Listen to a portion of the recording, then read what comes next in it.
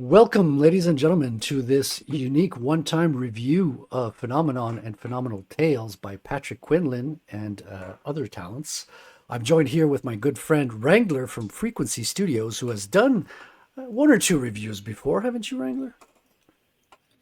I have more like a coverage going over the story itself, but this is a little different for me. An actual conversational review. Usually, I'm doing the tongue-in-cheek description of a story while showing panels.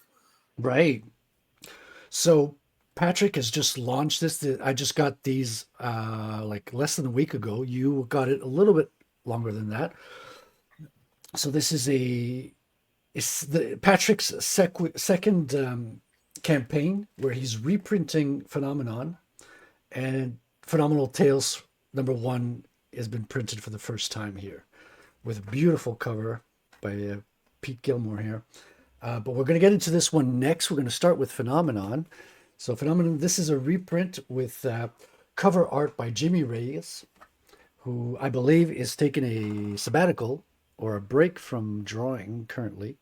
So you won't see any other Reyes covers for a little while. Well, that's too bad because this is a really good-looking cover. It is very cool. I like the character here that people jokingly refer to as a Genie Scab because one of the because Patrick is on a show as well as me called Comic Skate Commandos that was started by Johnny Scab. Patrick took it over not so long ago, and I joined recently. But this coincidentally looks like the female version of the Johnny Scab here. So jokingly, we call her Genie Scab, but she looks great. Great action here, beautiful art. You can't really see it, but the cover has a nice feel to it. I've heard people complain about the stock of the cover. I think it's a little bit thicker than the second one, but I happen to love these little thicker cardboard covers. I Yeah, don't know. Phenomenal Tales has got slightly more flop, but as far as straight up, touch, they feel almost the same. Just one's more flexible. Yeah, yeah. So I love these. I had no complaint on my part on these. Great cover. I do have a couple of notes. The title is kind of like very minimalist with just the font. There's no like 3D effect. There's no angle. There's no logo ornamentation. While this is not problematic in this case, maybe something in the future to pump the give a Help it little bit pop a of little more in oomph. the future Maybe, while like retaining that same overall appearance. yes, because it's not bad. Like it's very readable. It has a nice look to it. It's a little close to the top here. There's very little breathing room with the where the cutoff is. So sometimes you used to have like a little blurb at the top, or just a little breathing room. But it's not bad. Like nothing about the cover is broken or anything. It's just absolutely beautiful drawing. But you can always spruce up little things, and I would be cheating Patrick if I didn't mention even the small details like this.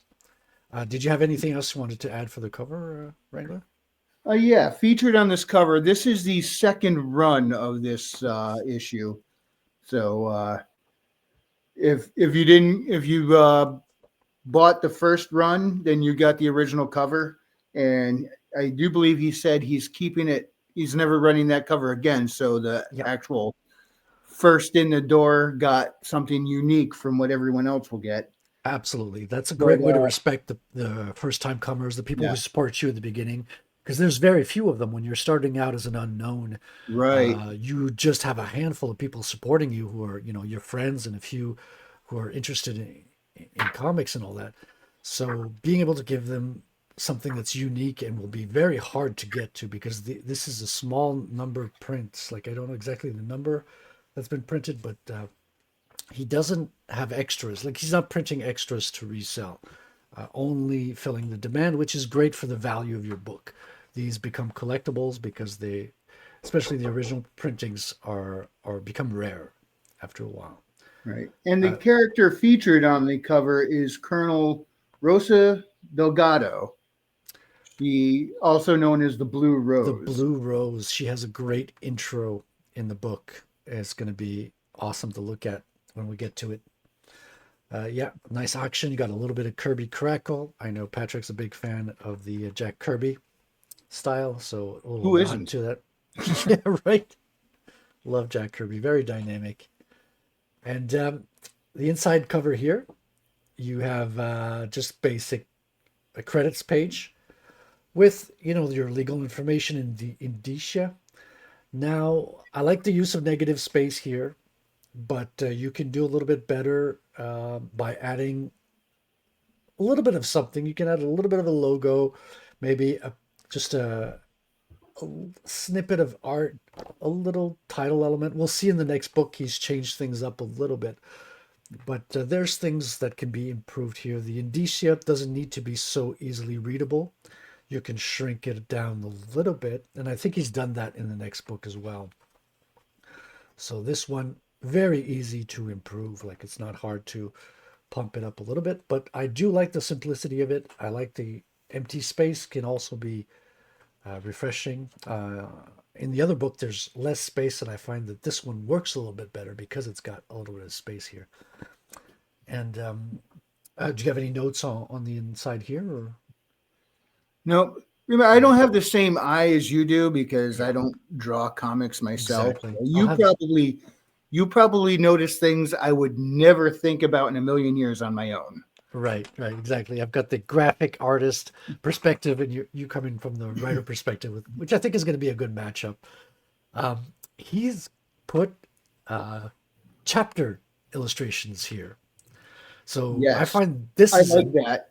yeah, that's beautiful. That's a great add, great touch.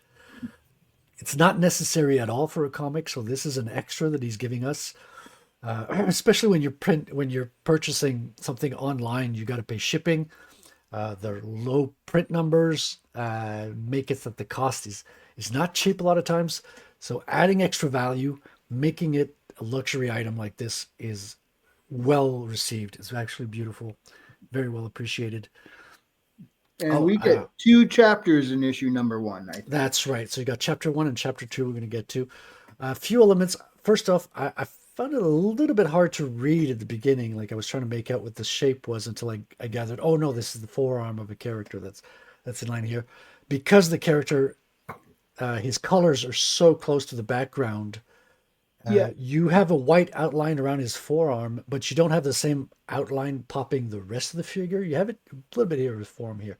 So the fact that the colors are so close to the background and there's not that bigger kind of inking mark around the character makes it a little hard to read. That's an easy fix, to be yeah. honest. Like it's not a big deal. It's I just found that elsewhere in here too. Not too often, but I mean, it was more everything was kind of yellow and orange in one page, and I had a little trouble differentiating in that same manner. But then after a minute, I'm like, oh, okay, yeah, I got it.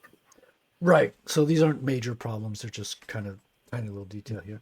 By the way, And that character there holding up the drink, that forearm that kind of blended in the background, I believe that's the character. He's the doctor who has the code name of Diamond. yes, exactly. We're going to see a lot of art of him. I think he's one of the most interesting characters that I'm looking forward to see more of. And is this? Uh, I this is the can't remember Minotaur, I names believe. or no, that's not him. That's not him. He's got the That, mustache. that's the guy. I think he was giving the speech. We're going to be going into spoiler territory here, but he was giving the speech when the terrorists attacked the ball. Where Okay. Yeah. He's got little older eyes. Yeah. yeah, because both the doctor and that guy there, I'm going to look up his name now. Were both he was given a big inspirational speech about the future of their country and stuff when everybody came blasting in to steal what the doctor had created. Uh, Awesome. he's a general. I'm looking for his name now. And please forgive me, I have a little trouble with these names because this is set in Russia in an alternate history. Yeah. Yeah. I love it. Yeah, Very like typical comic book, like very close to the reality we know of, except you've got these little yeah. slight twists to give you a Things went a bit dramatic of a edge. different direction. Yeah, give you Yeah, that fantastical world that you're looking in for in in this comic book. setting, the Cold War didn't fizzle out and end like in the real world. What happened here is it unfortunately went hot.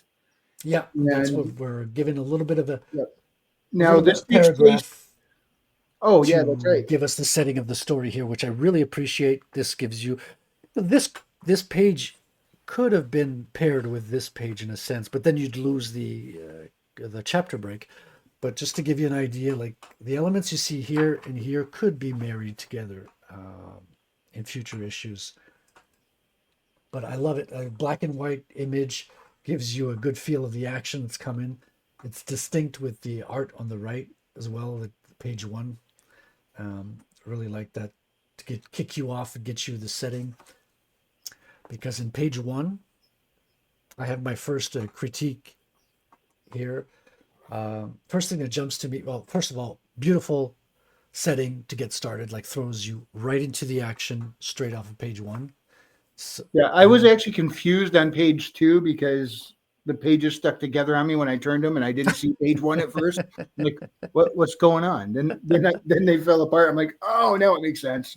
technical issue there. Very experimental use of panels. So the artist here, let me just remember his name, Tamas Kovacs here, does a lot of experimenting with the panel layouts. So it's not your standard, grid panels, but some of them work really well and some of them don't work as well, which is kind of what you get when you do a lot of experimenting here. But it's fun. It's fun. It's different. It's not boring. The story is very dynamic, both in the reading as well as in the characters.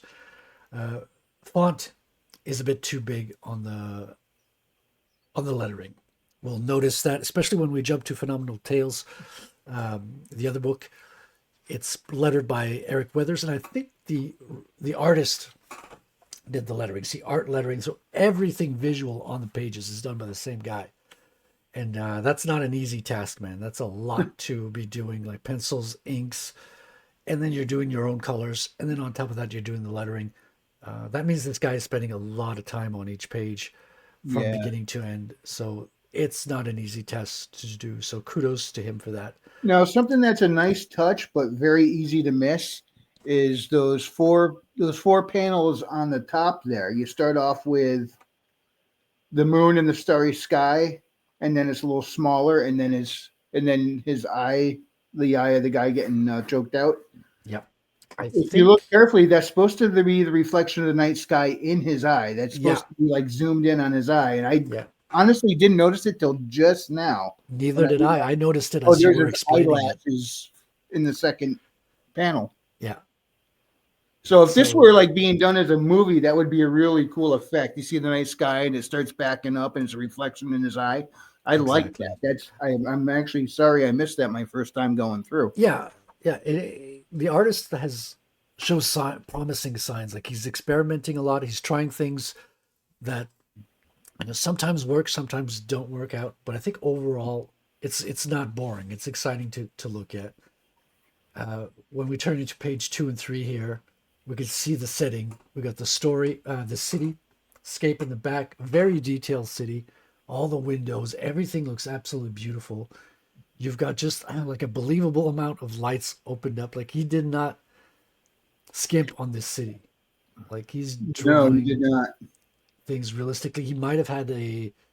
This is probably referenced. It's so beautiful. I couldn't draw something like this without a reference. So I'm thinking he's got a Yeah. reference for this. Yeah, I'm wondering if that's actually like an angle of true existing city that he used to set it up. I believe so. And one visual problem I see is the wall that you have underneath here does not have that same level of realism. So the lamps and the wall stick out a little bit compared to how well detailed and where well rendered the city is. So that's something that's going to pop up a couple of times, and we'll see. And nice repeating of the title here. Well done with the bright yellow, slight glow. The colors work well most of the time. A few gradients I don't think work really well. I'm not a super fan of the gradients, but Yeah. This is an example of some panels that I have questions about. I like the moment to moment skip of someone setting up a bomb or diffusing it. I think he's setting it up. He's Yeah, setting it up. he's Yeah. setting it up. Uh, and the strange part is mostly the fact that it's going upwards that has me questioning. Because usually you're kind of reading left to right and going downwards, and this one brings you upwards a little bit. It's not problematic. Just slight questions I'm asking myself as I read it. And the how do I say the composition sometimes, because you have such unusual panels, it's hard to put the composition. Like here, you could have a space for lettering, a little bit of empty space that could have used up, could have brought the character in bigger here a little bit, things like that. See, flat colors work well in some spaces here. I like the camera angles. Camera angles are very strong, varied, but some elements sometimes were skipped through a little bit fast. Like you got a nice parallel line going in here with the base of the window, and here it's a little, it loses its parallel aspects. With my visual artist eye kind of jumps to these spots here. Not a big detail, but some minor things you might want to pay attention to sometimes. And feel free to jump in at any time. Like I'm not covering the story as much, but Well, what we have here is people outside the building are setting up explosives at a door. People inside are celebrating what's supposed to be an incredible moment for their country. Now, this does take place in 1999 in Russia. The war, I guess, has now ended finally, and they're starting to rebuild. But they still ended up remaining the Soviet Union. They didn't. The Soviet Union didn't dissolve here. So these people. That's an actually interesting thing. We never see a setting in another country yeah, in quite in this manner, where like you know, it's like throughout history, there's here in the U.S. we have butt heads with Russia quite a bit in history, and here we are. Our main characters are in this setting where the Soviet Union did not fall. So there's a whole lot of cultural differences going on, and yeah, this guy, he's the same one who was clinking glasses with Diamond on that intro page. He's given a speech about how things are going to be so good for their country and getting a lot better. And what they're doing is the equivalent of, I would say, a super soldier program. yes. You're going to see a serum being passed around, and I think the serum comes up in both books. So the books are not the same date, and it's not the same storyline Yes, exactly, but Phenomenal it's Tales the takes same place world. four years previous to this book, and it's about one of the soldiers who ends up experimented on. Yeah. And I love that Patrick's taking us into a world that he's passionate about, that he loves. Like I think he visited the Soviet Union for a while and learned to speak Russian, and he's very passionate about it. And I love when an author's tackling a subject that he's very much passionate himself about. Well, You got did I'm not quite so sure I mean he visited Russia, but I don't think it was the Soviet Union at that point. no, it had fall. Yeah, Soviet Union fell a while back. I met a girl who escaped the Soviet Union back when I was a teen. She gave me some rubles as her family escaped and were settling in Quebec here. Yeah, so nice layout here. I love the panel layout of the character on the right here. And that The is the doctor, by the way. diamond is right in So, the center. A yep. little bit of this is weaker over here. Like might have put some lettering over the legs. The legs are not interesting to look at here. So you could have had a table. You could have had a little something happening, because this is a sort of low point of the page.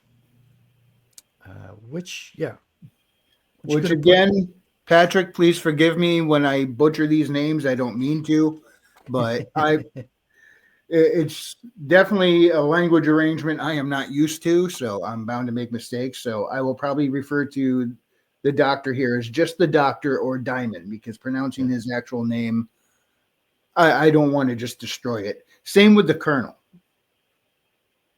yeah, Or was he Diamond and the General? Colonel. Was he Colonel or General? And I like all the costume General. characters are very distinct. Like the costumes are interesting, they're original, very distinct, Yeah. and I'm looking forward. It makes me want to draw them. That I'll say Yeah. that. And the reason the doctor is in this outfit is because, he's about to enhance some soldiers for physically enhance them. Well, he's done a lot of experimentation apparently on himself already. So, Oh, I thought he was just like super fashionable. Makes sense. yeah, he Your wears version his makes a lot Walmart. more sense. That's why he's called Diamond. I Yeah, think he's got,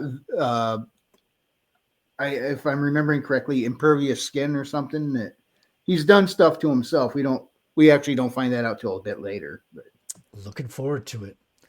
You got an interesting layout with the two pages. So both pages are independent, but they've got a common panel in the middle here.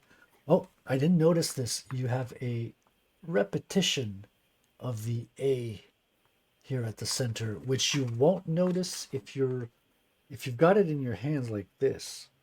You don't notice it, but if you put it yeah, flat, it comes out. I didn't even notice. I didn't notice earlier either when I Yeah. read through, So I did two readings through it and didn't notice it. So it's not major, and it but hardly shows up on the camera. oh really? Yeah, I got to I mean, zoom in. yeah, there you can see it. Yeah, Yeah. but when you have it down on your workboard there, it it kind of almost No, I blends mean, together. I think you have to go through with a fine comb to notice these types of things. Really interesting dynamic points of view. The artist is playing with the camera a lot, and that's interesting. Silhouettes here in the dark. You got light flashing. Yeah, It's he very definitely dynamic. tries to keep all his panel arrangement in a very dynamic way. He doesn't Yeah, do the boring. Here's a set of blocks. Here's another set of blocks. He definitely tries to yeah, give it some kind of flow, and in some cases disruptive, and that's probably by design. Seeing how those folks outside just set off that bomb to break into their party, and so you would want things to be a little disjointed because that's what they're experiencing. Everything's going chaotic for them. yeah. I think that works. All right, we got another. Things are totally falling apart here. The panels are completely sliding off the page, which is interesting because this one's slanted, but the image in it is aligned with the ground. So this is makes me smile a little bit. This is a close up to the doors we're sliding. It's hard to see what these details are in and themselves within a panel, but you understand in relation to each other. Exciting perspective from underneath the hand grenade. I think it's a hand grenade. It's a flash bomb, right? So super precise drawing of the bomb here. Like I'm not a bomb expert, flash grenade expert, but damn, that looks like a very realistic It bomb they did got set there. my mind on the older versions of grenades. I think they're called pineapple bombs, It looks, where they had yeah, the stick on the end to really give it a good throw. yeah, yeah. It looks like a plunger in a way. So this is super cool. Uh, a lot of the visuals in the back of the page is left kind of could have been exploited. Like you could have brought this panel down here. You could have used a little bit more of the empty space here. Maybe if you don't bring the panels down a little bit and use the space, you could have added maybe some technical details around the door, the wall here a little bit, because it's a little bit of empty Because space you all could that use. red, that's the wall alongside and above the door that's opening, right? That's right, exactly. So it just looks like a little bit of empty space on its own here. So a little bit of details could have added a little something. Again, not these are just minor details at this point. Oh, and while they're busting in here and the explosion's going off, the doctor has already started the process of augmenting the soldiers, and that was kind of almost complete when they came busting in like this. Yeah, he says the process is complete. Hurry, remove them from the containment units. You've got four exclamation points here. I know we're in the action and everything, but I feel the exclamation loses its value if you use it for 5 sentences in a row. Maybe just focus it on one or two specific points. What do you think So about that? The process they, is they could complete. have they could have just used it twice, Yeah, like the process is complete and then comma hurry, yeah, yeah, yeah. and, So, and then that would probably, yeah, I see what you mean about when you use it over and over again. But it's again, that's really nitpicking. yeah, exactly. This is Like what. Yeah, that's more that's kind of leaning into how would you critique prose writing rather than comic. But exactly. And next page, I love it. You got the flash bomb in the center. We know what it is because it's the focus of the page. You can't miss it. Bam! It explodes. It lights up the whole page of the whole scene. So that works really well. the general one eye is kind of bloodshot, the other Yeah. one's shut with tears coming out, and he's got blood coming out of his. You know, can you You got imagine trying to see through the chaos right after something like that going off in your face and your eyes are hurting? He's not crying, but tears are coming out just from the physiological response to the sudden trauma to his face. yeah. I've That's never one. been in a flashbang. I don't think I would want to. I know they're designed to be less deadly than the average, but still, I don't think I'd want one of those going off in my face. Yeah, no, it doesn't sound good. Which I'm not. I mean, I see why they could have just thrown in a regular grenade. They're obviously not worried about hurting these guys, but that was less. That was more of a, leave everybody dazed and confused so they could shoot them down, because you throw in a regular grenade, you might end up with a couple guys down, but I guess it doesn't disorient everyone else in the area quite the same. I guess they I'm don't want not to sure of that damage though. I'm the. not I'm not an expert on Are they coming in to steal the serum? Maybe they want something intact. They don't want to blow up everything. You I clearly think don't mind that that killing. that would make sense, yeah, because I think that was their that was their goal, to come in and take the serum. Yeah, How they found out about the serum, I don't think we know yet, or if we do know that, I missed it in my read through. yeah. But yeah, there so there's a lot of it's kind of like the typical super soldier type story startup, but in a very Yes, different setting than what we're used to. exactly right. It's a superhero trope. Super serum. Captain America's got one, Yep. but this is totally different setting, and it's not going as well as it did with Captain America. Like things are going wrong in every way you could imagine, which is Well, like cool. in the movie, that kind of happened to him.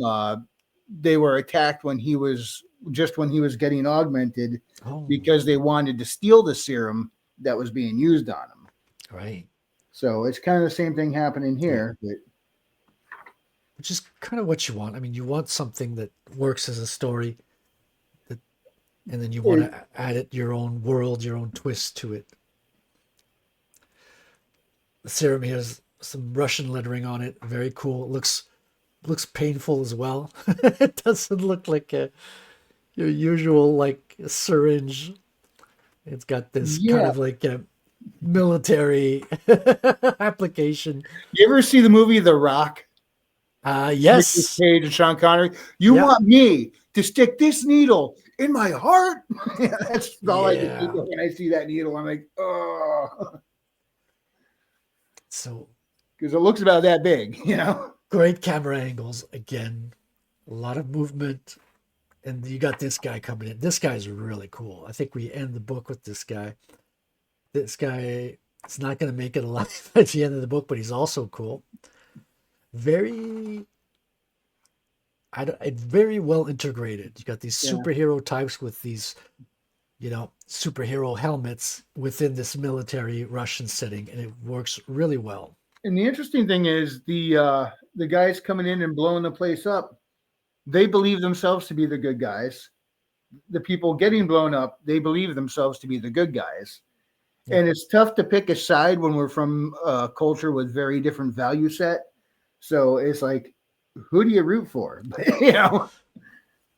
100%, 100%. So we're definitely going to need to spend a few more issues with these folks to find out exactly who's who. Yeah, and I'm looking forward to see the continuation of this story. It progresses nicely, lays the good groundwork.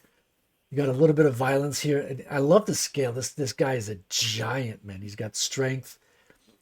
Yeah. He's just crushing this guy's head with one, and he's not letting go either. Like he's Yeah, and he is one of, I would say, the main characters. He's definitely the main character in Phenomenal Tales. that's the same guy, right? Because we Yep, got these. his code name is Minotaur. Yeah, this is Minotaur. He's got the mustache and the bald head here, crashing through the And window. now his character, I was able to definitely get a feel for. He's like one of those no nonsense guys. Oh, this is what's going on. I see a solution.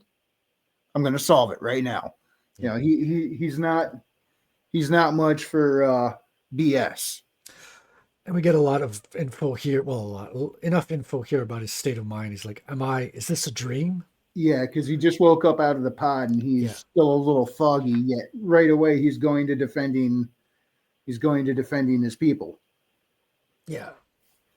And he doesn't know if it's a dream or not yet. So this, I thought, see, this page was when I really appreciated the Minotaur's kind of massive, like he's a giant in this Yeah, page. Like and he's that's not from the serum. He was a big dude before he started. right. Yeah, the serum does not make you bigger, right? It just Not makes that I you. know of. I mean, there's one. It looks like one guy had a very profound physical effect on him that we'll see in a few more pages. Yeah. Lettering could have been better here. It seems like the T doesn't align on both sides. This was done a little bit hastily. This could have merited a little bit more attention here. But I just love the action here. So any nitpick I have, I think is kind of minor because the story reads very well, and the faults I see in the art are not don't break the story.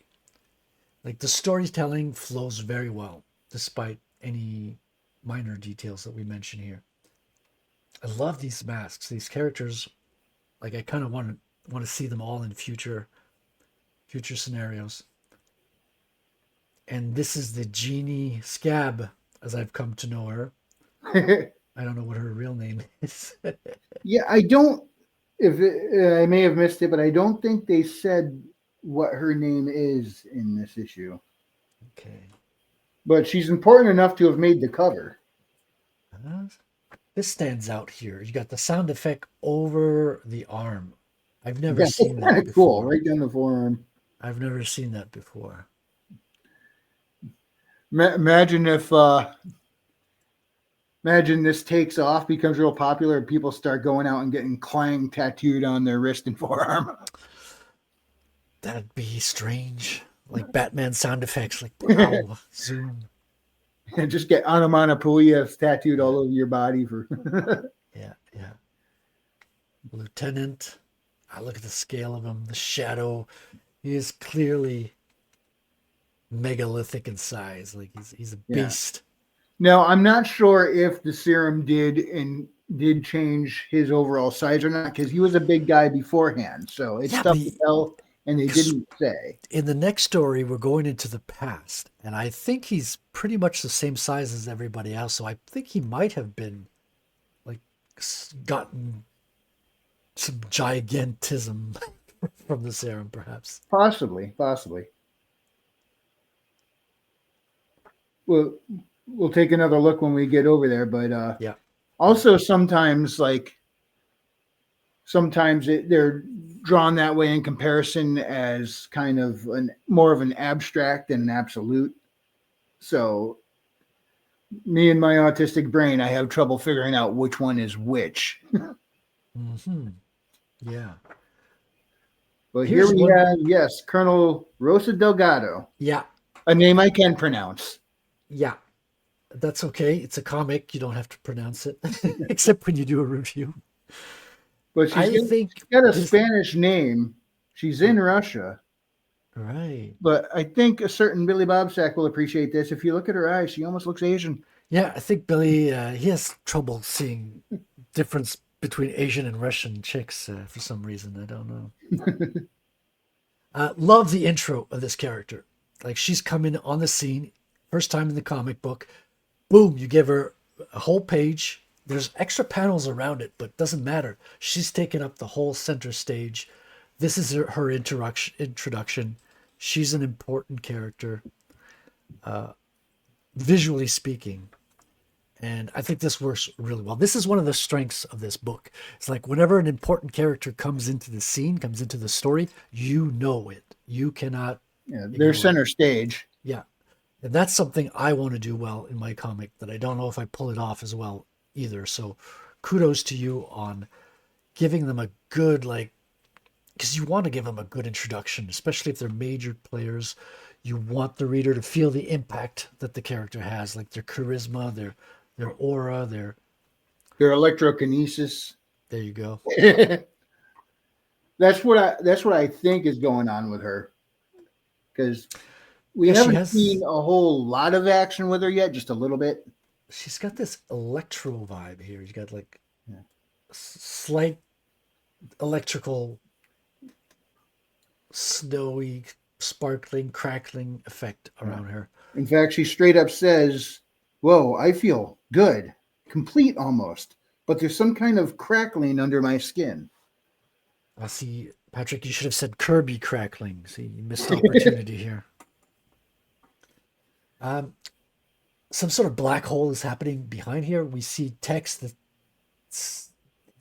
looks like it's spoken cuneiform, like the really ancient language here that's being spoken is coming from something, and it's blurry and it's fading. What, where, and it seems to be disappearing into another dimension Yeah. here. Now the doctor hears that, but Delgado does not. She says, "I don't hear anything, doctor. I'm going to try it." Glakovsky, I think. But then in the panel below, you see he's the voice starts speaking more clearly. What? Where am I? And he's a big, kind of a smoke cloud, Yeah, like which a vapor. I think that was we saw 3 pods of people being experimented on. So it looks right. like this guy kind of became a sentient mist or vapor or something. Oh, that's wild. But we don't get much more info out of that in this issue. Yeah, So that is one of the curiosities he set up. And that's a good thing is like when you set up a curiosity and then, you know, let it rest for a while, you come back to it later. So it keeps you wondering, what was that about? You know, you want to go digging a little deeper to find out. absolutely. On this page, we see one of the most. This is one of the things I have probably the biggest problem with the art is the inking. You have a little bit of an inconsistency in terms of the textures. Trying to give you a fade to black here. I see what he's attempting, but I don't know that it's very consistent or that it works very well. Like I think the artist, I think, has a lot of potential and could benefit from improving the inking a little bit in some places here. If I can be critical a little bit on the artist. And we're back into chapter 2 already. And look at this Yeah. beautiful, Oh, beautiful by the way, chapter. bottom panel of chapter 1 there, you can see Dr. Diamond there saying, "Come now, let me take you somewhere safe," to the vapor guy.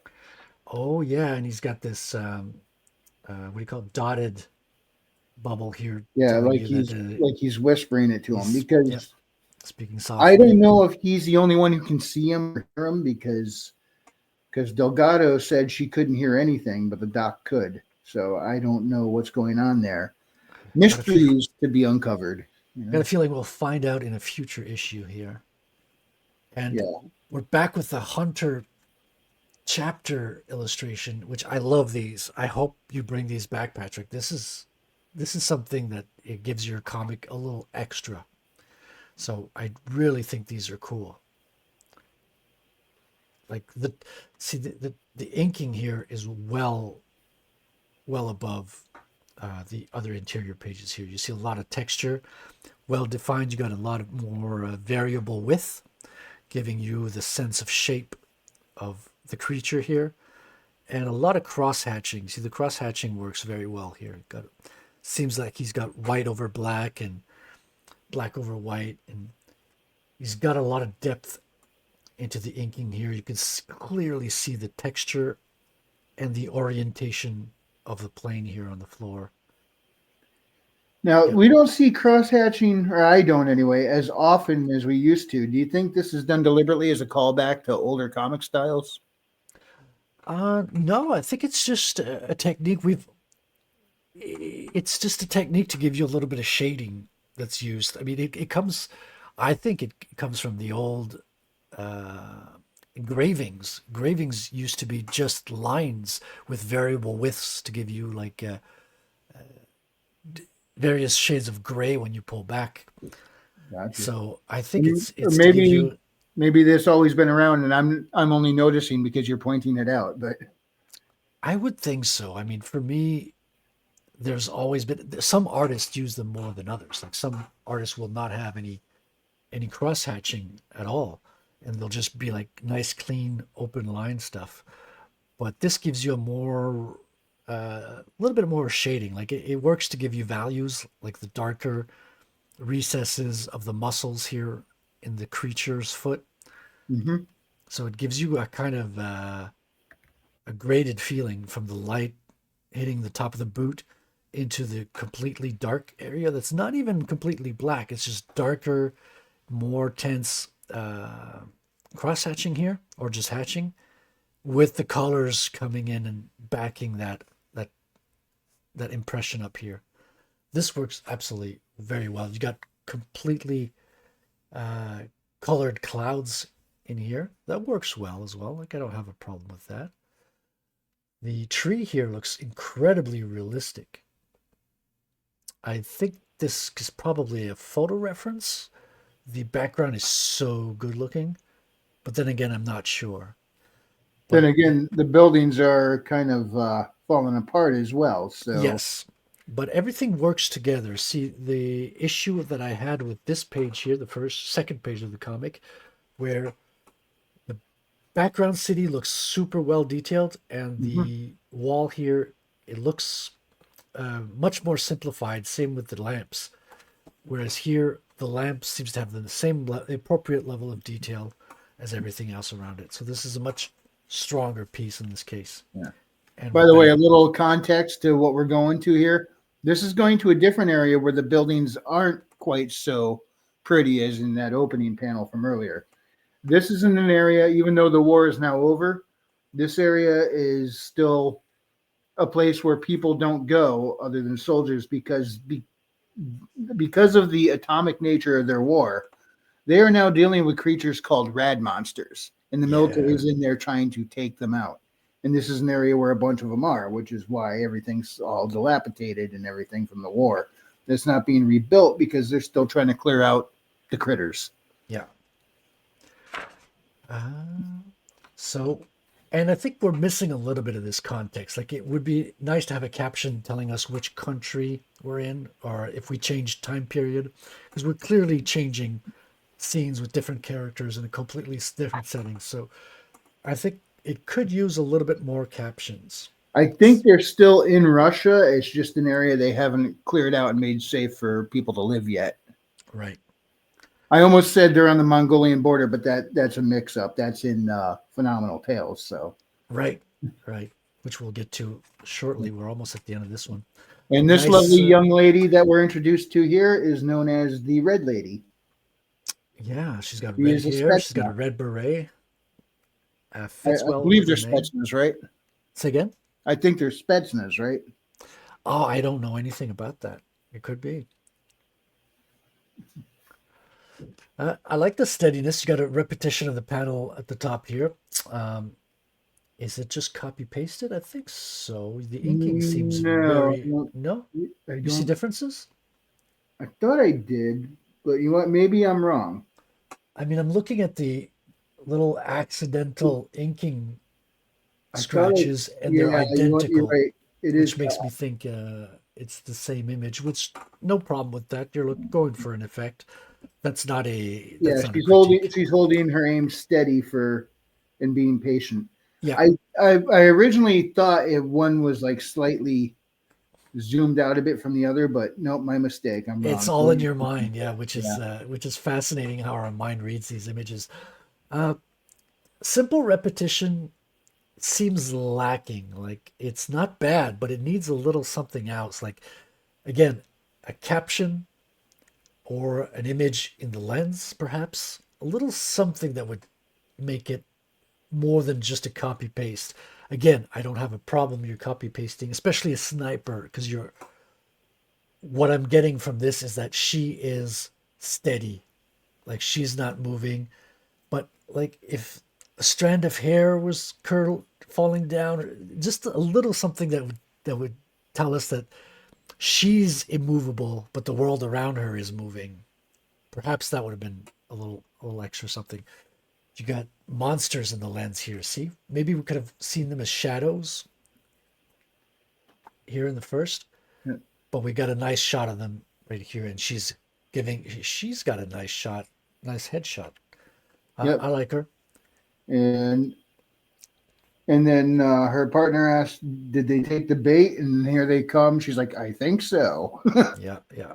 And here you got a super dynamic action scene, but there's a problem. I'm going to analyze this a little bit.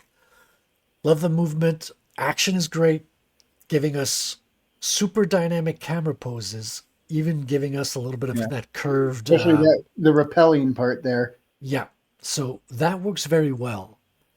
The problem is you're putting the camera into the character's crotch. That's not the most interesting area. Like that kind of takes away because you've got a great dynamic panel happening here, and where you put the camera kind of took away a little bit because we don't want to be in the guy's crotch. You know what I mean? Yep. So if the leg was going one side or something, having his other leg would have made it way much better because of that. And it's not that bad. It's not overly problematic. It's just it's something people will note and will point out. And if I could bring back attention to the inking here, we see the clouds have a line that's almost the same size as the line going around the character here.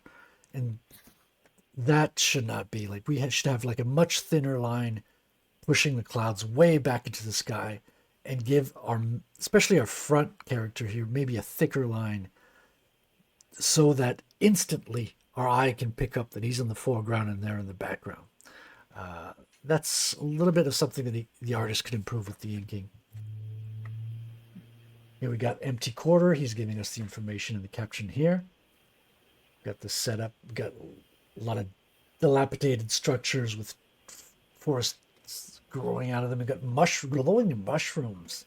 This is very strange. You can see there's something paranormal happening, like weird mutations, man, that you don't Yeah. see.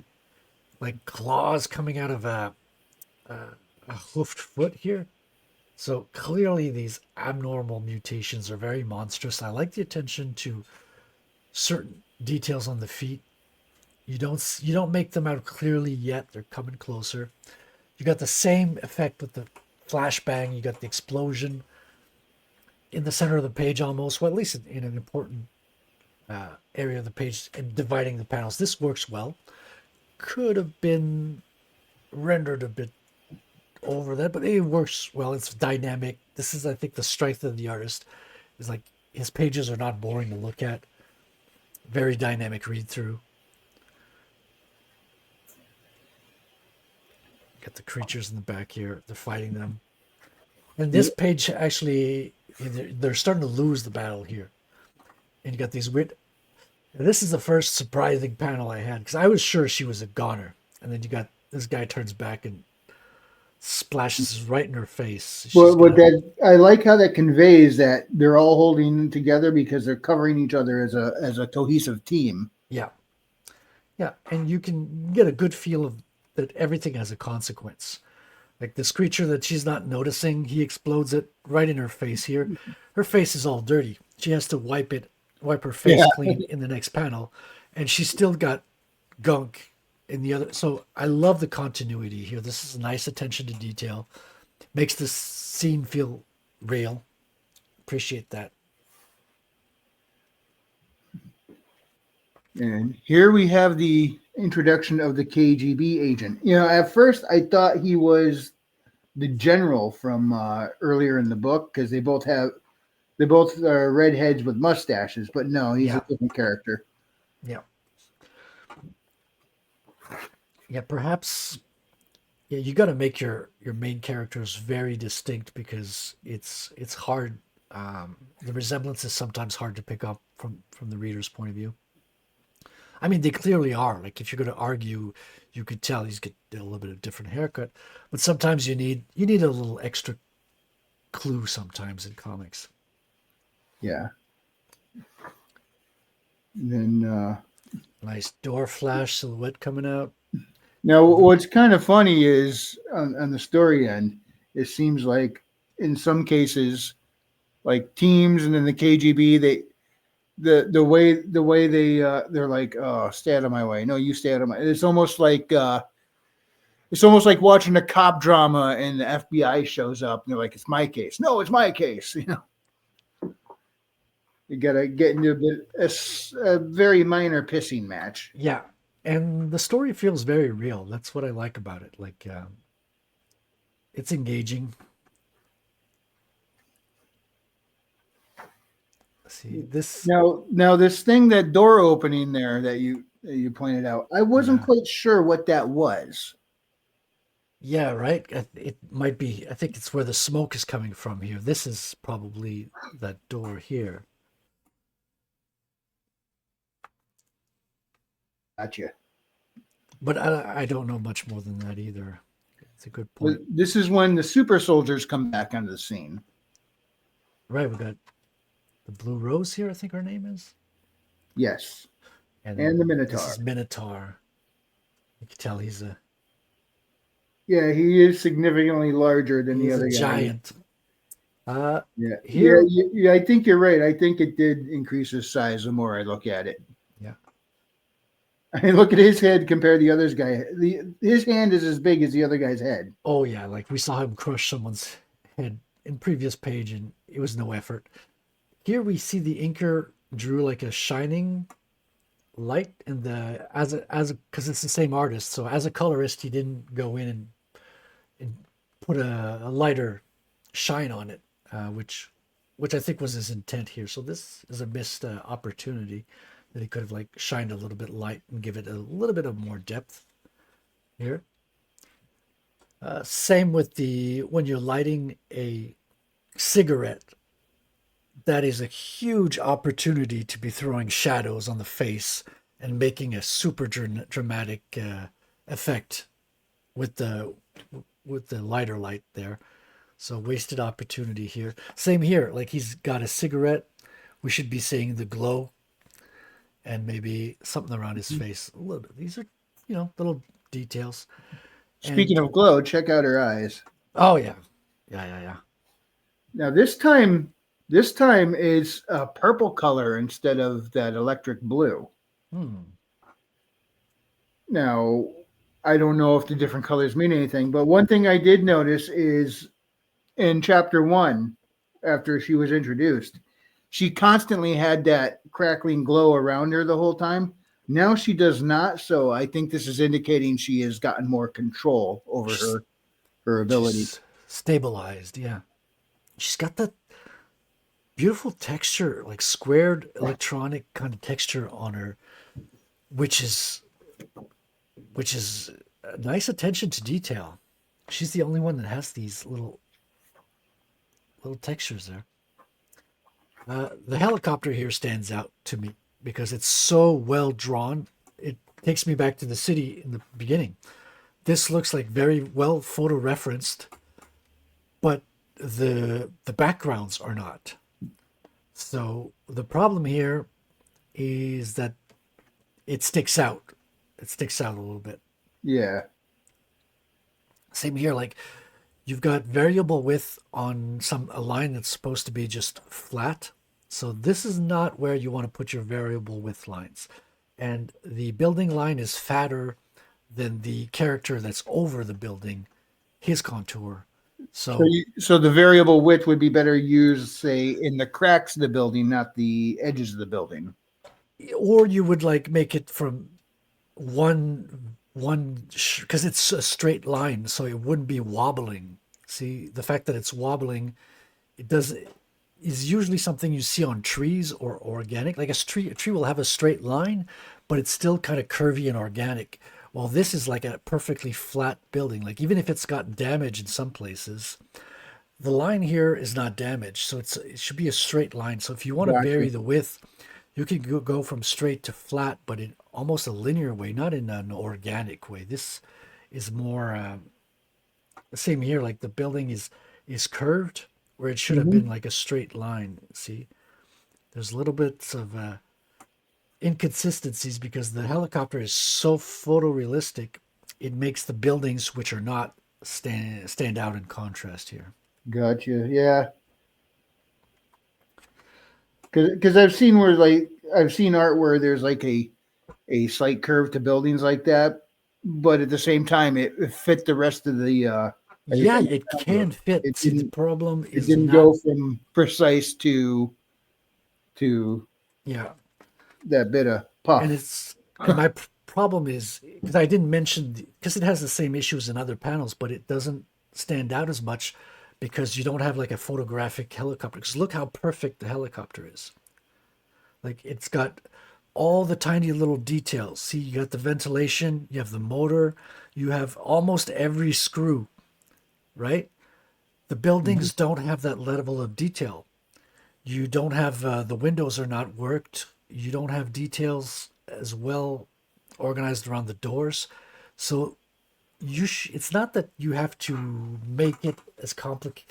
So either make the helicopter as simple as your buildings or make your buildings as technical as your helicopter. It's more of a consistency issue than anything else on my part. And then we get into it. I love this. This is a nice change of when the scenes change, you know it, you feel it. Like the lighting is completely different, ambiance is completely different. This works very well. Like we see very little of the character, but we see the reflection in his glasses. We see his tie stands out, which is a nice touch, and I'm loving it. These follow the curves a little bit. That's good. Oh, Yeah, by the way, looking at the character here, the red hair, the mustache, the cigarette. Remember how I said the general had red hair, mustache, cigarette, so they were tough to tell apart? yeah, I think I was incorrect. I in this scene back near the beginning. Let me make sure I get the right one. Um, he there we go.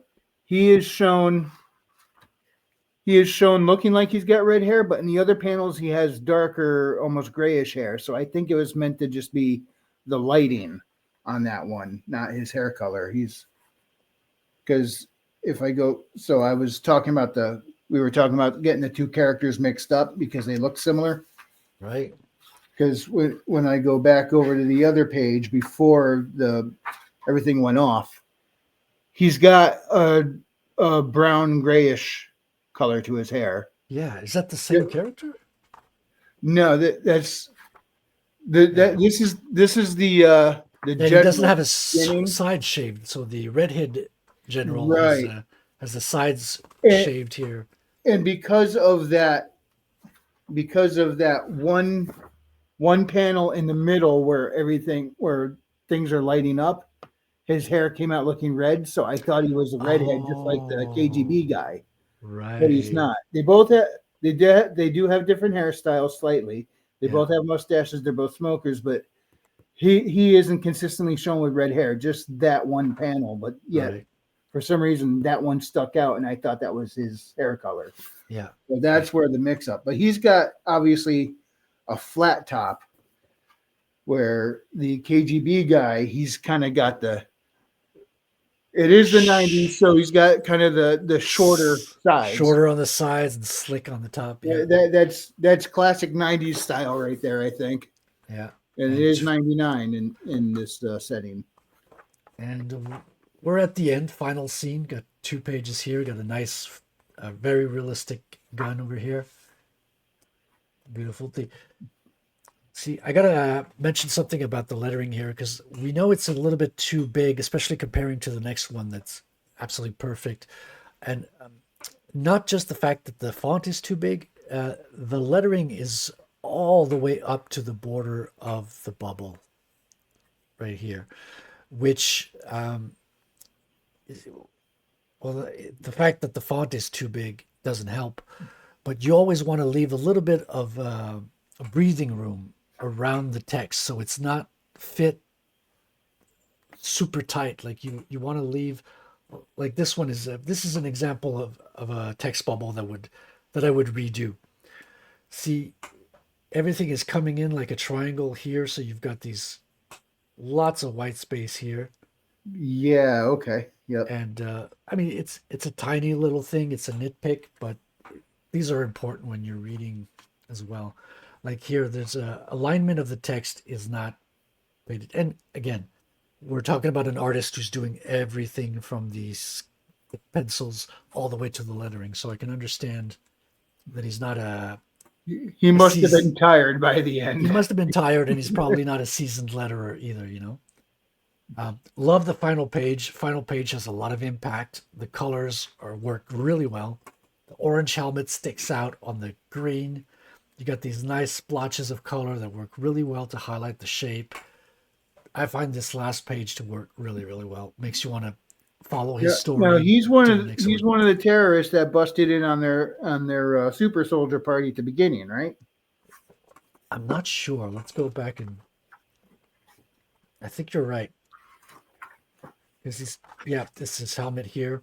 He's like, if your serum works, it will be in liberty. He's inside. Okay, he's got the gun pointed at Diamond hit Yeah. here. Yeah. Look who he's meeting with at the end there, Yeah, the KGB guy. yeah. So maybe now we know how he found out about the whole serum bit. Yeah, I think you're right. Is this Diamond here? I'm not sure. One thing though, I like the thank you page here, but I would not put a character because you've got your strong image that is the final page, which is a strong character in the middle of the page that is just absolutely gorgeous. And you have a competing other character here, which I'm sure looks fine on its own if you take it out. But the fact that these are juxtaposed, I think weakens both of them in relation to each other. So a thank you could have been, And there's a character that's barely recognizable from yeah, earlier. yeah, Was that a character from earlier? I'm guessing. We go back and look. not maybe it's going to come into phenomenon number 2. I think it's a future character. So I would not have put him here as a character. Maybe an insignia or a different way to present the character that's not so close to the same type of image. Again, this is a minor nitpick that probably most people won't notice, but I think it's something that you can use to. It would strengthen this final page if you had just had like an insignia instead of competing with the character here. I don't know if that makes sense. It does. It's not something I would have even thought about, but now that you say it, Yeah, love these character bios. Every book that adds supplemental material, I love. Except what you don't want to do is have one on paper and one on cardboard. So this is the same content type of content, but you got a matte and you got a shiny one here. They're very. I would have put both of them on paper and kept something else in the cover, like you did for Phenomenal Tales. I'm sure a lot of these notes Patrick is already aware of. Like he's probably gotten critiques before, and we're probably repeating some of the things. But like I love these as content. Would not have put one on paper and one on cardboard. That's just a slight detail here. Now what's bugging me is I missed this page entirely in my read through. I now because here we got background. See this Baron guy, part of the mafia, CD Underground, the Soviet Moscow in '99. Blue Rose. She was a Spetsna. Okay, that's cool. Um, yeah, I wish I had realized these were here before, so I could have read them before we were on here recording. But I love this type of stuff. It reminds me when I was a kid. Like when you're done with the the story, cards. you're looking forward to the next story. So you're reading everything you can about the characters, and you're dreaming up what they're going to do in the next story. And this is beautiful. Using the back cover as a kind of a propaganda poster with your characters, I think is a nice touch. I like that. I think that's a great use of the back cover. So those are my thoughts.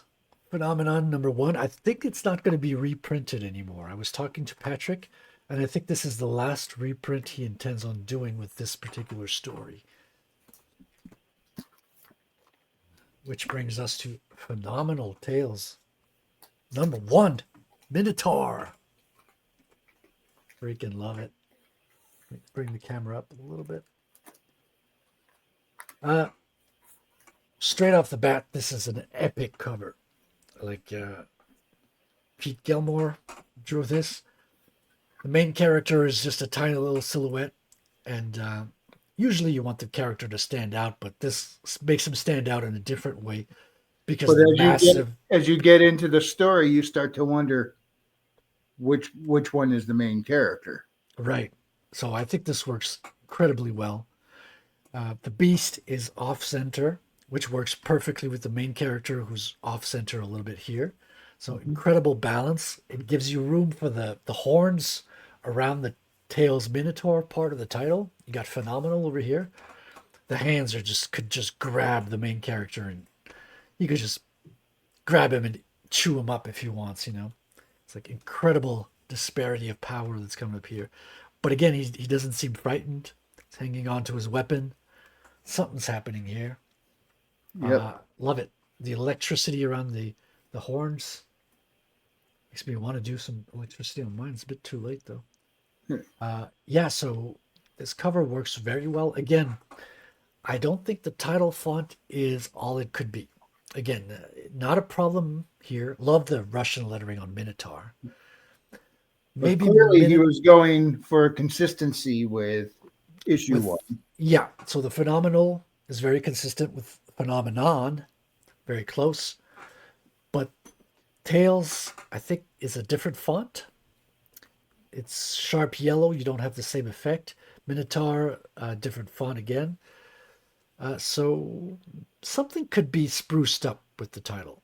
Not problematic, not major, but I don't feel it's like fully mature yet. This is his second book, which is totally understandable. And we're back into the interior here. Now we get that contrast you were talking about with that inner cover in the negative space. Yes, yeah, I feel that the original one almost feels nicer because you got that negative space here. This looks. If you can slide it to your right a little because part yeah. of it's off camera. Yeah. I can move the camera here. There we go. Yeah. So here's my problem. This, it just looks way too standard. It just looks way too. See, you got a nice line cutting off the text here, but this overflows close to. So there's a little design elements that were not thought through with this page, and this is an important page. So you can have like a little logo, little graphical elements. See, he did take notice of the indicia that was too big, and he reduced it. So this is, you can see progress is being made already here. Having this all to the side works very well. Having this distributed like this don't think it adds much value. Like, yeah, something needs to be done with the design of the interior here. Maybe talk with the designer. Have and this is something that once you solve this interior page, you can reuse the same design concept over and over again. But uh, yeah, there's a little bit of work that can be done to increase the value of the inner page right there. Oh, Um, I missed this little detail before though. The war started in 1972. Atomic War of 72. Yeah, that was before we were born. They've been at it a while. Yeah, And this story is set in 95, 4 years before the mainline story. So yeah. this is Minotaur's uh, pretty much his background. And it's absolutely beautiful, man. It's like first panel, it's just the scenery. You have to shift back to the left again. Oh, I can bring back the camera. Thank you. I have eyes on the book, so thanks for noticing that. Uh, Normally, you wouldn't put it just as a scenery, but it works so well, man. The colors, the snow, it gives you the feeling of where you are, and you got the character at the bottom here. First page, I have I'm in no New issue with England, so this. that's what it looks like outside. It's like that's what it looks like outside my window, right? Oh, Same that's right, here. Canada. What's the difference? Exactly. So nice touch. This works really well as a first page. Dramatic. You got the hand, you got the face showing the emotions. And we've got a change of artist here. Claudio Sepulveda here doing the line art. So pencils and inks. And we got the colors. Peter Gilmore, who's doing both the cover and the interior colors. And he knows what he's doing, man. It works so freaking well. Uh, Absolutely beautiful. The inking is better on this one than the previous book. Much more conservative layout of the panels, but he has a better mastery, I think, of the characters. And this one we have to note, of course, Patrick did the layouts. So I think he wanted to maintain like a creative control of the way the story was going to be presented, and so he provided the artist with the layouts, and the artist was like going over Patrick's thumbnails and producing that. So maybe that's where the panel layout comes from. I don't know, but it works really well. He's got much more mastery over the inking. See, elements in the foreground stand up. Got a There's color contrast as well as line art contrast. See, the shadows are put strongly here, and you got lighter inks on the other side. And the Yeah, characters are super expressive. yeah. Like it works The really art well. style reminds me of the original run of Punisher Warzone. Seems to have a very Oh yeah, similar art style. yeah. Punisher Warzone is a good one. I have that in my collection. They like blocky, dynamic. I absolutely love it. Now, the context here is the people they're fighting on this first page. They're Chinese soldiers, but what's pushing them together and against each other is they were having issues with rad monsters themselves, and they kind of got forced together. And being the enemies, they had to fight each other. Yeah. But the big deal here is to keep in mind it's the rad monsters that are kind of jockeying them around and into each other. Not that the rad monsters, I don't think, are like strategically doing this. It's just circumstance kind of forced them into the firefight.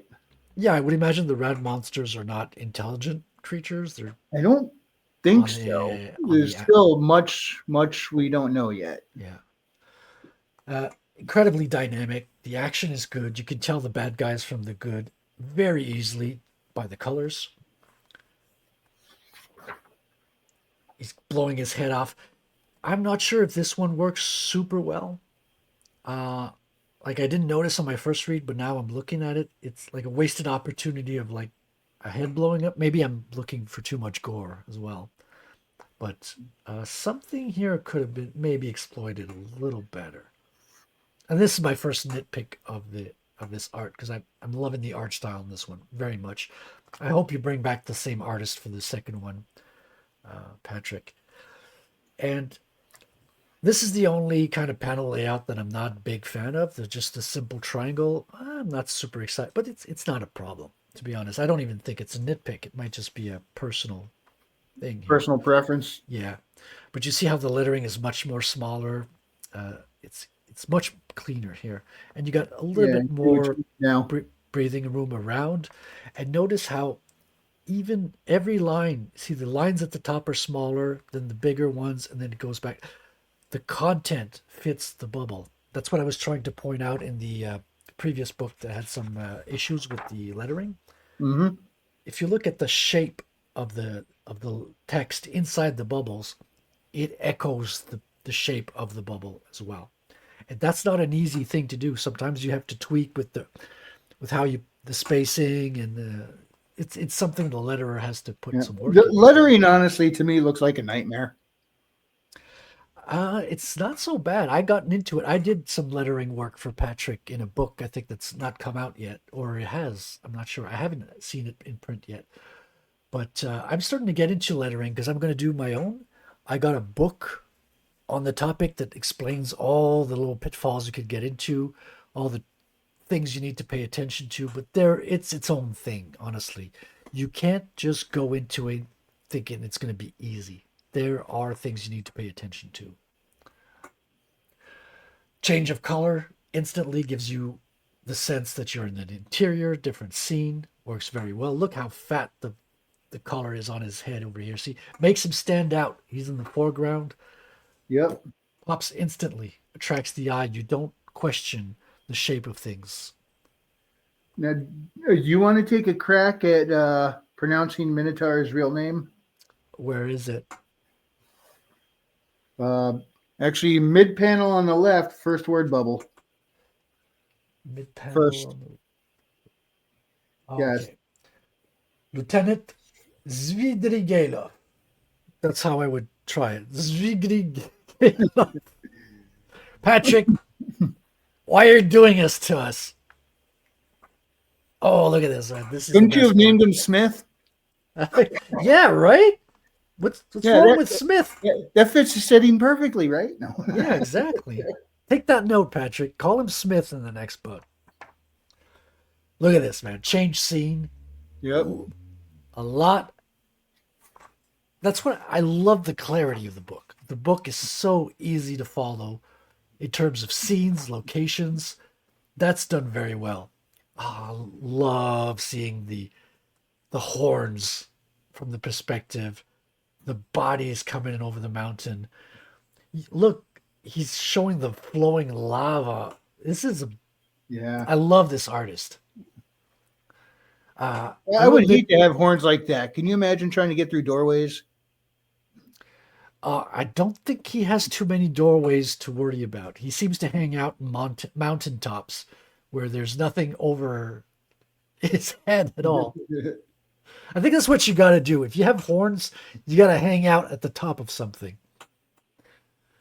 Look at this, man. You got the lava flowing into the sky. Like this is we are in some sort of spiritual plane, wouldn't you say? Yeah, and this is our main character. When you turn the page, you're like, at first, what's going on? Where? How did we get here? Yeah. And he's calling out, kind of confused, and asks this thing, "Can you hear me?"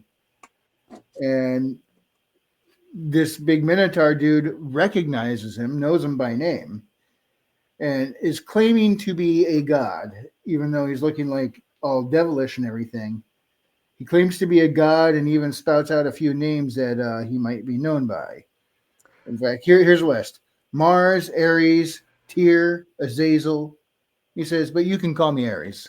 Well, tell me what you think. I had a problem with this particular line because if you're going to end the line with "Call me Ares," you don't need to bring up Ares in the list before, right? You should have said, "I am known by many names, little one. Mars, Tyr, Azazel. You may call me Ares." Would have been better than adding Ares into the list. Is that? I mean, again, that's nitpicky. Is As far as writing, you're correct. But yeah, as far as if someone's speaking and rattles off a bunch of names they're known by, and then says use this one to yeah, address them, that. So I mean, I see what you mean. yeah, A thought out sentence, no, you wouldn't use it twice. yeah, But if people were actually having a conversation, that's likely to happen. yeah. So, which do you want to go with for presenting the story? I probably would have gone with, as you suggested, leaving Aries till last instead of having it within the list as well. Exactly. But Just minor nitpicking. yeah, Uh, love the coloring. Look at this. We see the horn through the sort of, what do you call it? The energy from the eyes is flowing out like yeah, smoke.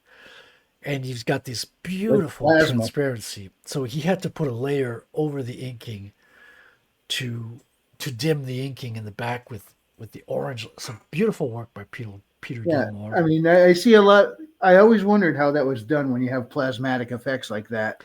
Yeah, you have to create another layer over the ink because most of all of the colors are behind the inking when you do layers Mhm.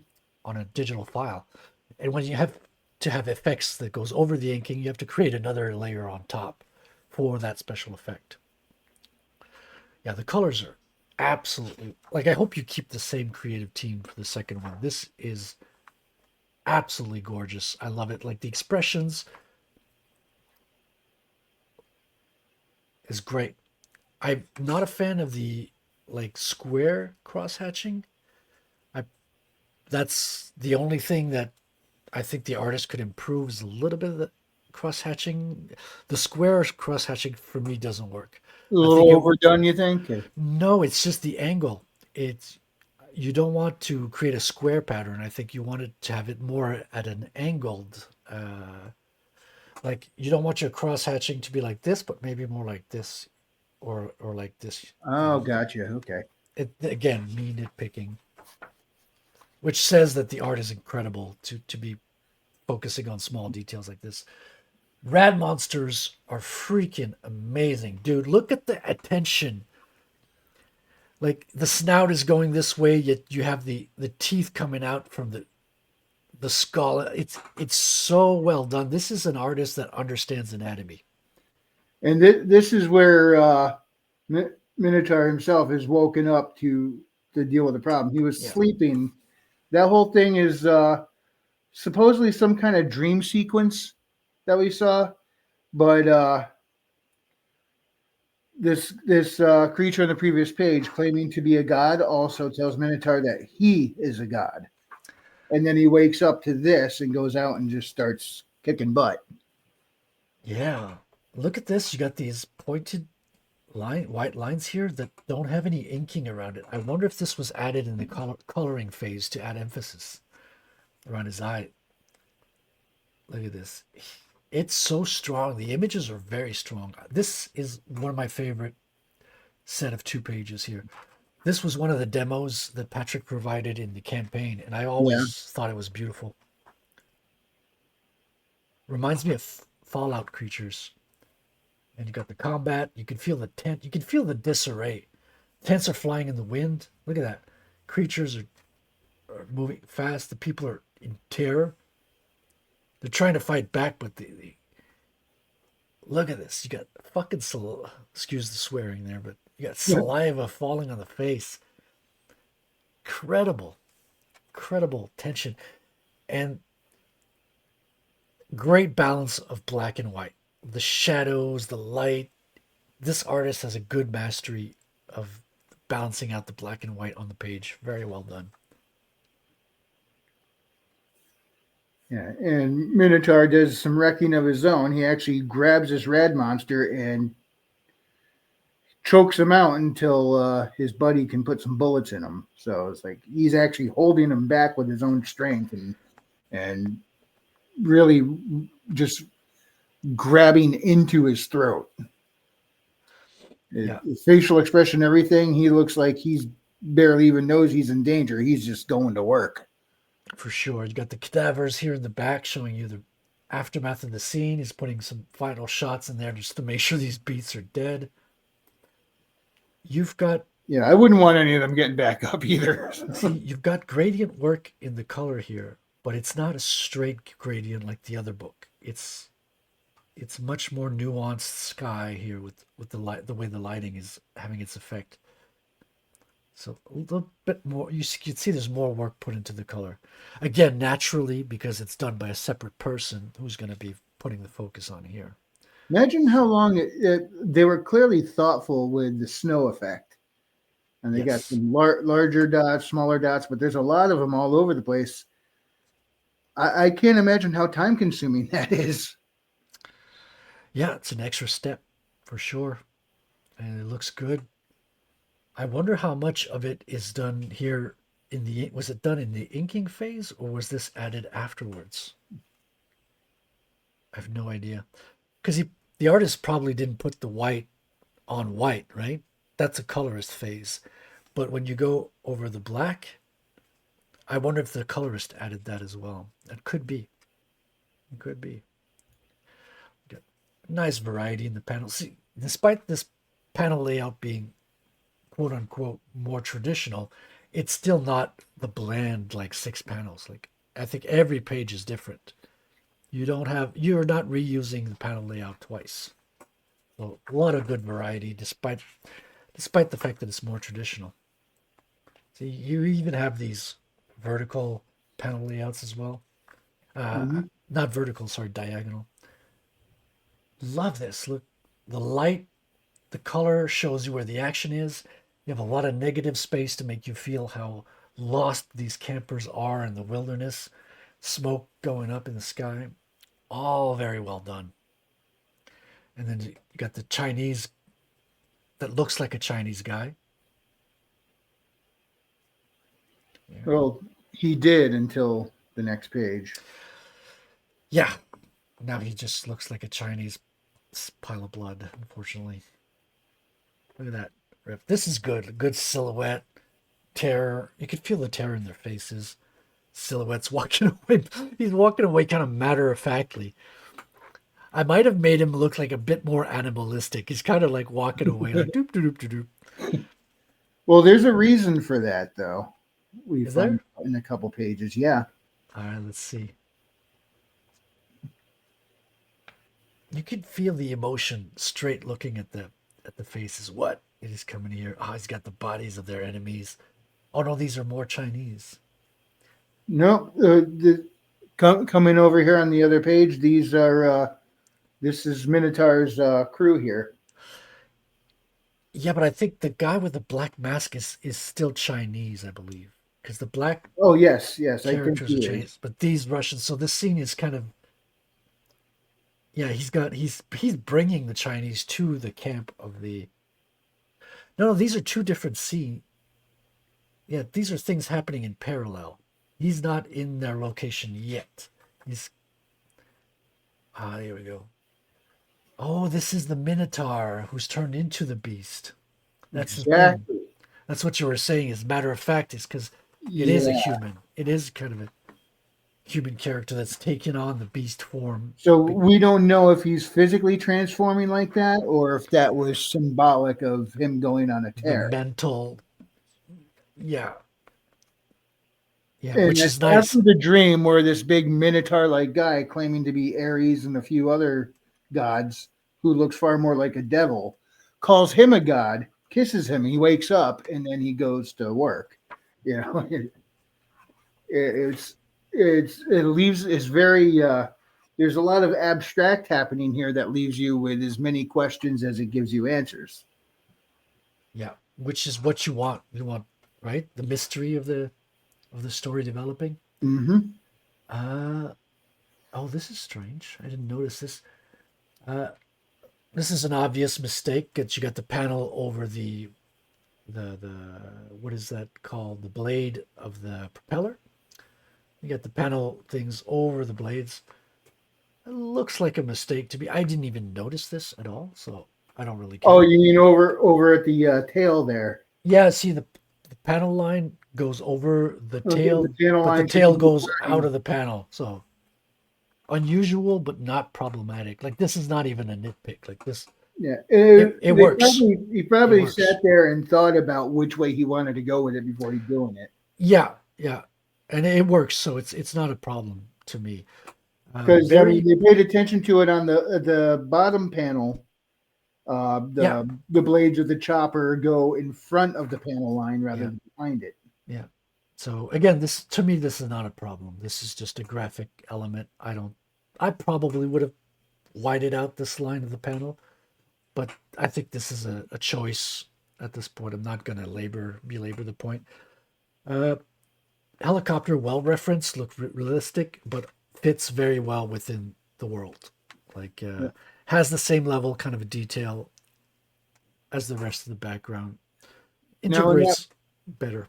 also in that bottom panel, you could see that Minotaur there. He is bigger than the other guys, but he doesn't look as big in He's comparison, like you were saying, he's to not a everybody giant else. yet, right? He's Yeah, gonna and he's be still a really big guy, but he's not as proportionately big to the others as he was in the other book. So I think you're right. I think the serum did make him bigger. maybe it's the So that was serum. my mistake. Maybe it's the demonic possession over many years has made him grown as well. Like he's got Because this was 4 years previous that's the to thing. the first issue.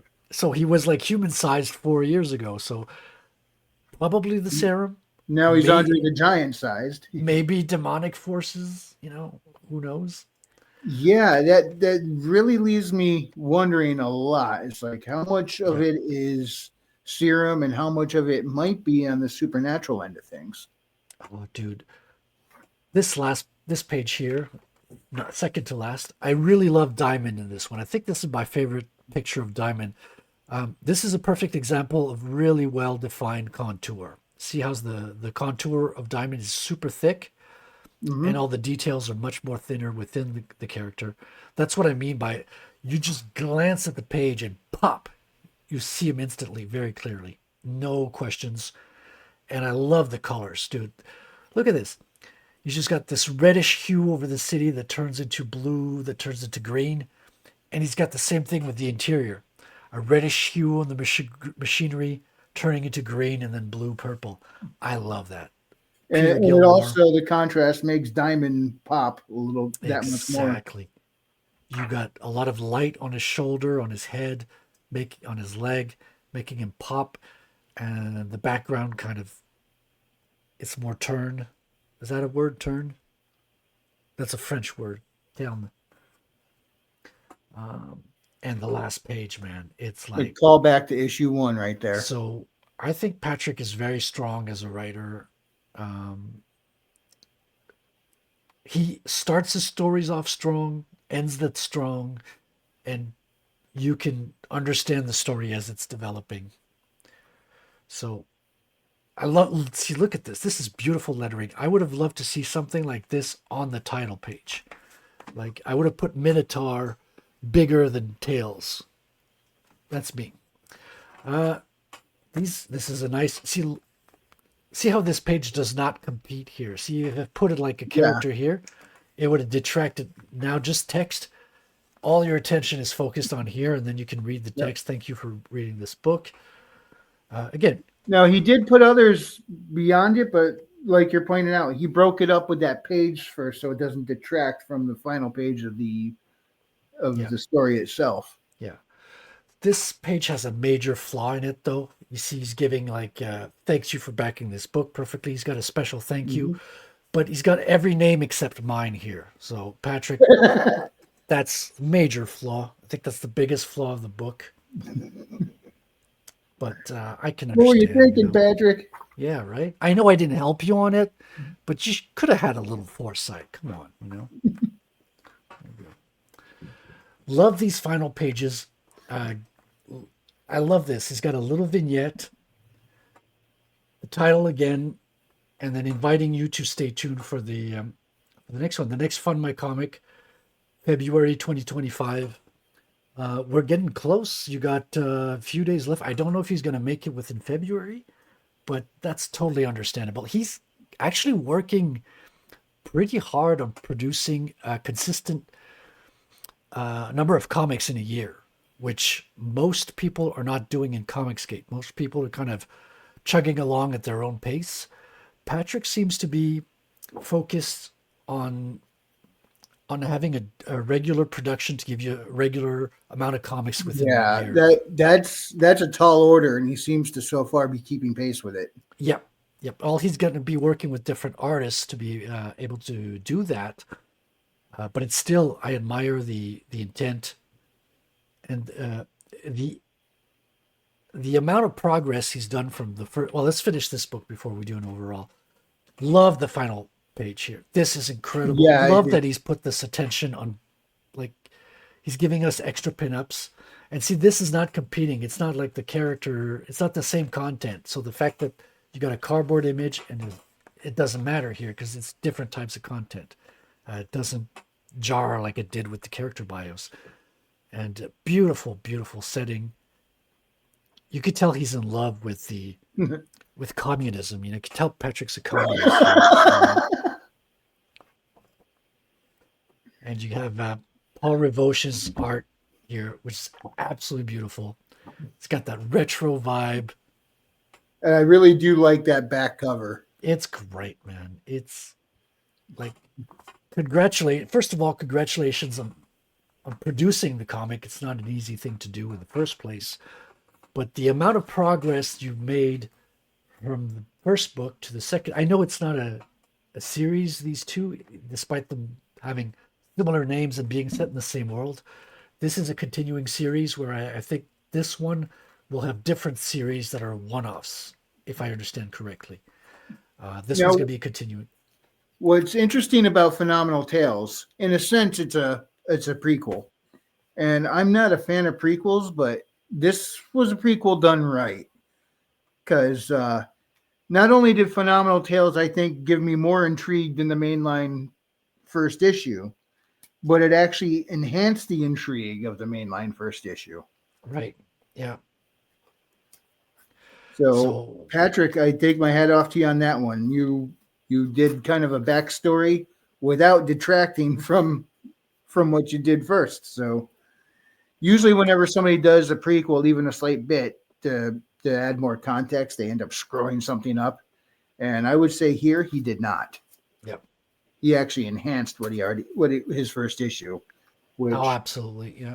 Yeah. I'm looking forward to the continuity. I gotta give you a little bit of extra here because being a Comics Commando, I'm with Patrick on his show on Wednesdays, and I offered to do the cover for the reprint of Phenomenal Tales #1. So when he's going to be coming out with his new book, his new campaign, he's going to reprint the #1, and this will be the cover for that. It's not nice. completed yet. I'm halfway through the inking. A little bit of details going to be added, but I wanted to give you a little bit of an extra sneak peek for everyone who stayed and watched to the end. So thank you, appreciate that. All right, any closing thoughts, Wrangler? I think I pretty much got all my thoughts out there. I do hope we get to see a little bit more of Rosa Delgado in the second one. Oh yeah, Because I mean, we got to see her interact with people, but we didn't really see much for action from her. yeah, And I'm curious as to how her abilities will come into play and how she can use them in creative application of them.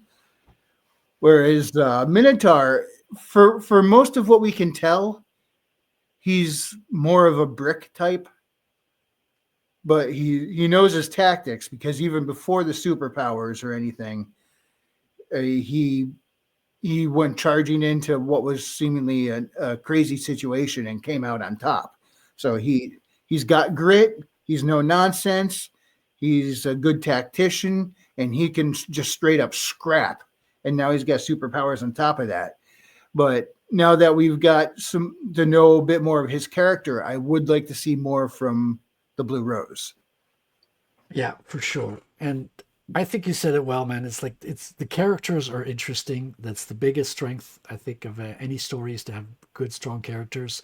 It's taking you to the past with the Phenomenal Tales here, a prequel aspect, but it fits well. It's got that Pulp Fiction kind of like out of sequence, but like feeding you what you need to know about the character in a way. So I really like that. I think it works strong.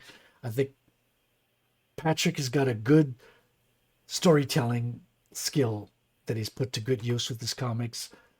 He's organizing the whole production of them, so kudos to him on making this a reality. And I'm looking forward to the next one, man. As That's am what I I. got to say. All right. Well, thanks for watching, everybody.